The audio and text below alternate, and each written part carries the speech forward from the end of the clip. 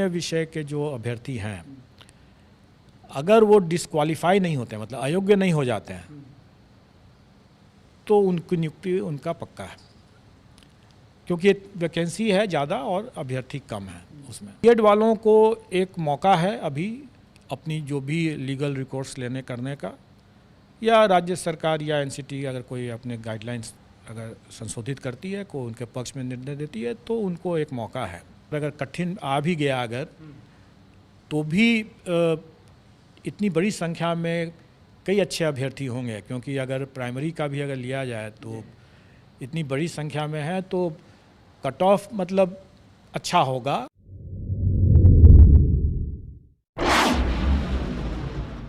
बिहार में शिक्षक नियुक्ति को लेकर के विश्व की सबसे बड़ी परीक्षा हुई। जो इंतजामात किए गए थे उसकी सब जगह सराहना की गई। खुद अभ्यर्थियों ने भी माना कि बीपीएससी ने बेहतर काम किया है। हमारे साथ खुद बीपीएससी के चेयरमैन हैं अतुल प्रसाद जी, उनसे जान लेते हैं। सर, सबसे पहले तो बधाई हो। और ये अभ्यर्थी बधाई दे रहे थे, इसलिए मैं कह रहा हूँ कि अभ्यर्थियों ने खुद कहा कि बीपीएससी ने बेहतरीन एग्जाम लिया।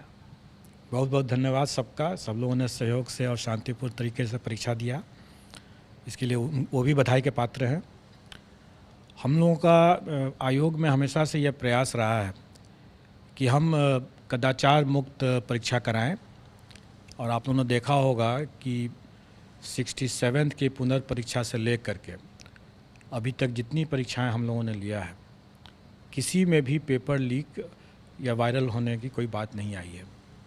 और अब ये बिंदु जो है आप इतिहास अब हो गया हमारे लिए।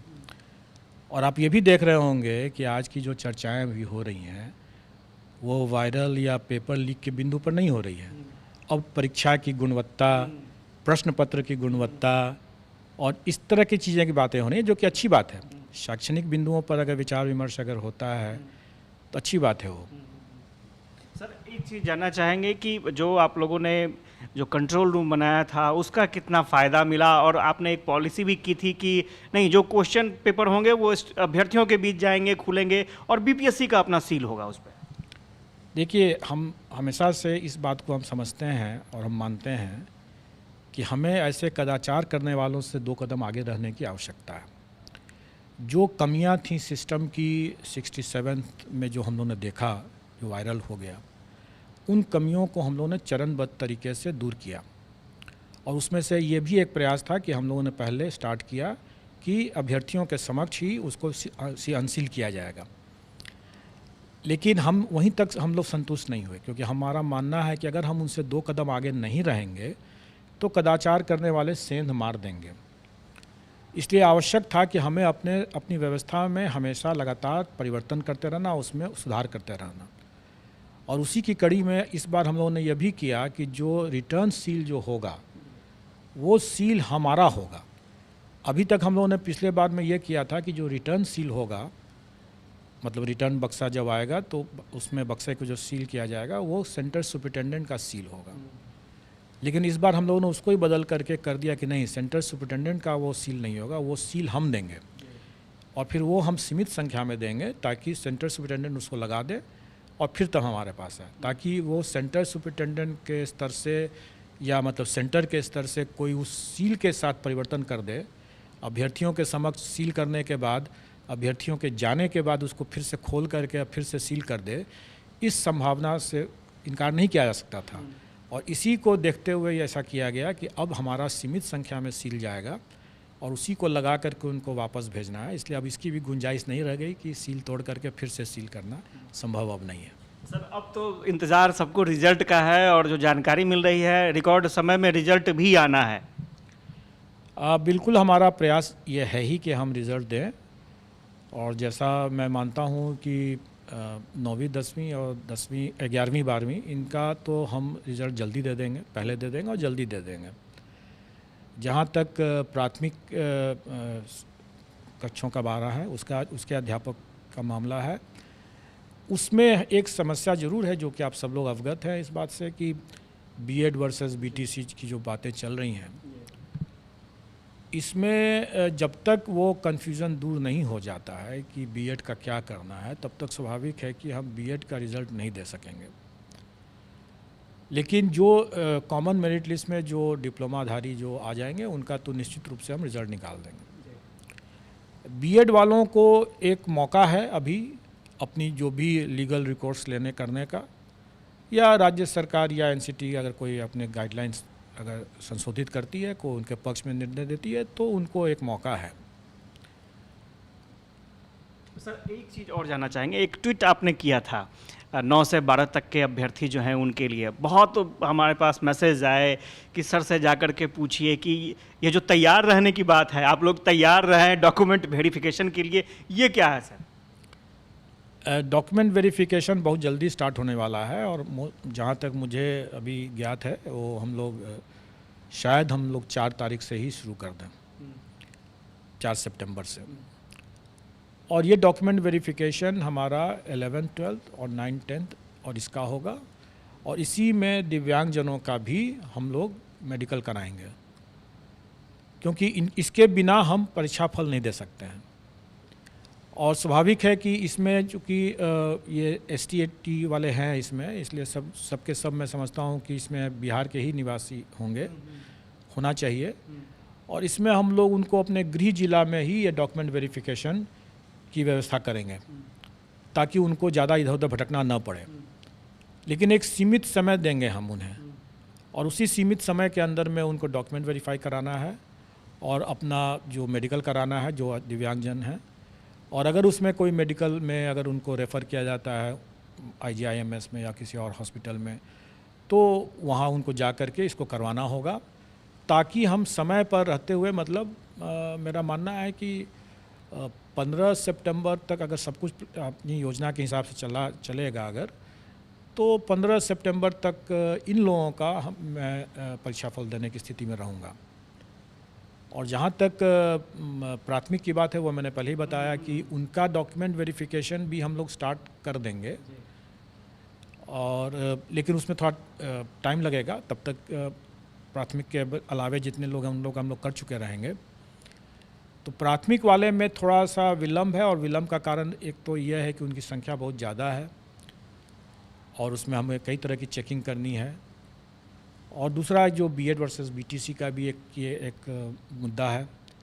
इसलिए इन सब को ध्यान में रखते हुए मेरा मानना है कि उनका डॉक्यूमेंट वेरिफिकेशन में थोड़ा टाइम लगा। मैंने अपने पिछले प्रेस कॉन्फ्रेंस में ये कहा भी था कि 20 से 25 के बीच के आसपास में मेरा मानना हो सकता है, उससे पहले भी हम लोग स्टार्ट कर सकें, लेकिन लगभग वही समय रहेगा। सर कट ऑफ को लेकर के काफ़ी जिज्ञासा है अभ्यर्थियों में, उसके बारे में क्या कहेंगे? कट ऑफ के लेकर के हमेशा से ये जिज्ञासा लोगों को बनी रहती है, लेकिन मेरा मानना है कि अगर आप कुछ एक विषय को अगर छोड़ दें, मैंने तो जो देखा है उसके हिसाब से 9th 10th में सिर्फ 4 विषय, और हायर सेकेंडरी में मतलब 11th 12th में सिर्फ 3 विषय को अगर छोड़ दें, मतलब कि 7 विषय को अगर छोड़ दें, तो बाकी किसी भी विषय में कट ऑफ के लिए चर्चा करना, विमर्श करना या उसके लिए परेशान होने की कोई ज़रूरत नहीं है।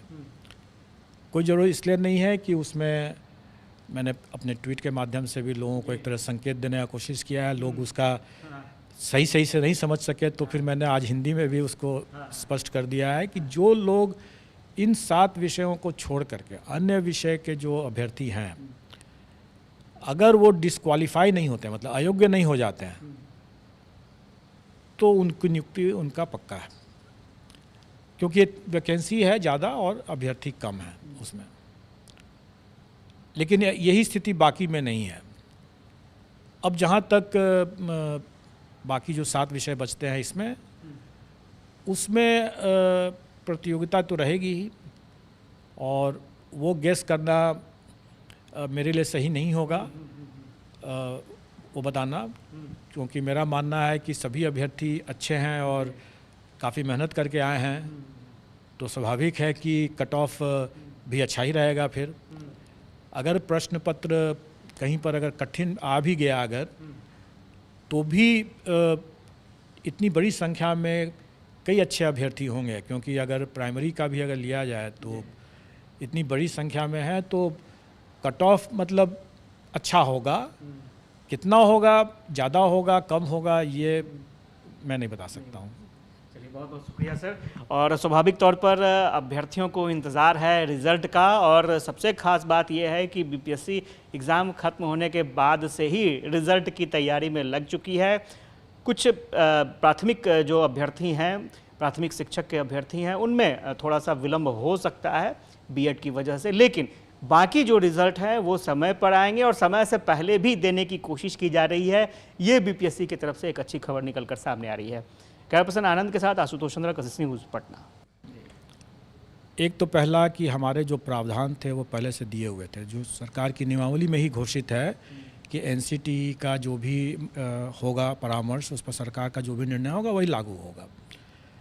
तो अगर वो परिवर्तित हो जाता है तो वो परिवर्तित हो ही जाएगा। दूसरा कि माननीय सर्वोच्च न्यायालय का जो निर्णय है वो एक तरह से फोर्स मैज्योर कंडीशन है। फोर्स मैज्योर कंडीशन का ये है कि जो बाहरी कारणों से, अगर जिस पर मेरा नियंत्रण नहीं है, अगर उन कारणों से अगर कोई स्थिति उत्पन्न होती है तो उसमें हमें वापस करने का कोई प्रश्न नहीं उठता। ये तो मैंने कानूनी बात बता दिया कि हमें वापस करने का कोई प्रश्न नहीं उठता। लेकिन मेरा दूसरा पॉइंट यह है कि किसी ने वापस के लिए पैसे की मांग भी तो नहीं किया, किसी ने पैसे वापस नहीं मांगा। और ये कहना कि हमें यह राशि वापस करने की ज़रूरत है, तो मैं तो ये कहूँगा कि अगर आप वापस मांग लेते, सरकार के लिए जितना पैसा सरकार इसमें लेती है फीस परीक्षा में, किसको क्या लगता है कि क्या उतने ही में इसका काम हो जाता है? बिल्कुल नहीं होता है। ये सारी की सारी राशि जो है राज्य सरकार के खाते में जाती है और राज्य सरकार इससे कहीं ज़्यादा, दोगुना तिगुना खर्च करती है इस परीक्षा को आयोजित करने के लिए। और राज्य सरकार के लिए अगर मान लीजिए कि अगर 1 लाख कैंडिडेट अगर बोलें कि हमको पैसे वापस कर दें, कर दिया जाएगा। सरकार के लिए कोई बहुत बड़ा रकम नहीं है, लेकिन अभ्यर्थियों के लिए कोई भी ये समझना होगा कि ये मांग करते हैं वो, तो क्या वो अपना रेस से बाहर होने के लिए तैयार थे? क्या वैसे बीएड अभ्यर्थी जो इस बात की मांग करते हैं, मीडिया पर मांग जरूर किए हैं, किसी ने ऐसे मांगा नहीं है पैसा, लेकिन अगर आप वो खुद भी सोचें, और मैं समझता हूँ कि उन्होंने खुद सोच ही लिया था और इसीलिए उन्होंने लिखित में मांग नहीं किया था कि अगर हम इस रेस से बाहर हो जाते हैं तो उनका सभी रास्ता बंद हो जाता है। फिर ऐसे तो रेस में है तो शायद कुछ संभावनाएं हैं। तो मैं समझता हूँ कि ये सिर्फ मीडिया के लिए उन लोगों ने ऐसी बातें किया और तरह तरह की अटकलबाजी करते रहते हैं, ये बहुत गलत है। और ऐसे चीज़ों को मैं आपको बता दूं कि ऐसे एक अभ्यर्थी के मामले में हम लोगों ने उससे कहा भी, हम लोगों ने देखा उसके इस तरह की मांग मीडिया पर आई, सरासर बीपीएससी को बदनाम करने की इस तरह की गलत सलत बात बोले। हम लोगों ने उसको नोटिस कर दिया और नोटिस में उसने रोते हुए उसने लिखित माफ़ीनामा दिया है। तो मैं सब लोगों से ये बात कहना चाहूँगा कि एक आप ऐसी कोई बातें न करें जो बाद में जा कर के आपको नुकसान पहुंच जाए। मैंने पहले भी और हमारे आयोग ने भी इस बात को प्रकाशित किया हुआ है कि कोई अमर्यादित बातें कहते हैं, आप अभ्यर्थी हैं इसलिए कि आप राज्यकर्मी बनना चाहते हैं, और राज्यकर्मी की गरिमाओं और मर्यादाओं का अगर आप उल्लंघन करते हैं तो हम ऐसे अभ्यर्थियों की अनुशंसा कतई नहीं करेंगे। और आजकल आप लोगों ने देख ही लिया कि फेशियल रिकॉग्निशन का ज़माना है। फेशियल रिकॉग्निशन से हम लोगों ने कई लोगों को चिन्हित किया है। हमारे लिए बहुत आसान है कि जो मीडिया पर जो लोग आकर के गलत सलत बात बोल के चले जाते हैं, वो समझ कर रहे हैं कि सब पर नज़र है। और हमारे सिस्टम के हिसाब से, जैसे मैंने बताया कि एक अभ्यर्थी को हम लोग नोटिस भी दिया और उसने माफ़ी भी मांगा है, हम सबको कर सकते हैं, सबको कर सकते हैं। जिनकी जो भी मेरिट लिस्ट में अगर आ जाते हैं, अगर हम उन पर पकड़ करके हम उनको उनके उस कारण परीक्षा करके उनको लिस्ट से बाहर कर सकते हैं। इसलिए उनको संभल करके बात करनी चाहिए।